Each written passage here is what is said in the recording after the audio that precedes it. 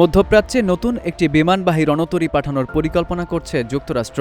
মার্কিন নৌবাহিনীর USS George ওয়াশিংটনকে USS Abraham লিঙ্কনের জায়গায় মোতায়েন করা হতে পারে। বৃহস্পতিবার দ্য ওয়াল স্ট্রিট জার্নালের এক প্রতিবেদনে এ তথ্য উঠে এসেছে। ইউএসএস আব্রাহাম লিঙ্কন 250 দিনের বেশি সময় ধরে সাগরে মোতায়েন রয়েছে। গত 200 দিনে রণতরীটি কোনো বন্দরে থামেনি। দীর্ঘ সময় ধরে টানা মোতায়েন থাকায় নাবিকদের জীবনযাত্রার মান ও কাজের পরিবেশ নিয়ে মার্কিন আইন প্রণেতারা উদ্বেগ প্রকাশ করেছেন।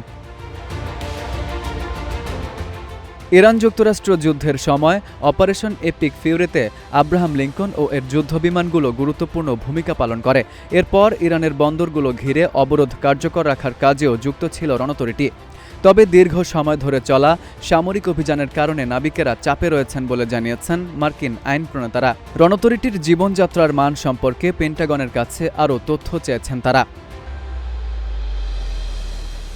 মার্কিন প্রতিরক্ষামন্ত্রী পিট হেগসেথ এবং ভারপ্রাপ্ত নৌবাহিনী প্রধান হুং কাওয়ের কাছে লেখা এক চিঠিতে সিনেটর রিচার্ড ব্লুমেনথাল বলেন, রণতরীতে মৌলিক সামগ্রীর ঘাটতি, পানি দূষণ, পয়ঃনিষ্কাশন ব্যবস্থার সমস্যা, মানসিক স্বাস্থ্যের অবনতি, ডেকের নিরাপত্তা নিয়ে উদ্বেগ এবং ডাক ব্যবস্থায় বিঘ্ন ঘটার অনেক খবর পাওয়া গেছে। মার্কিন প্রতিনিধি মার্লিন স্টুর্জম্যান সিএনএনকে বলেন, তিনি পেন্টাগন ও মার্কিন প্রশাসনের কাছ থেকে এ বিষয়ে নতুন তথ্য চাইবেন। F U Ahmed, Ittefaq news.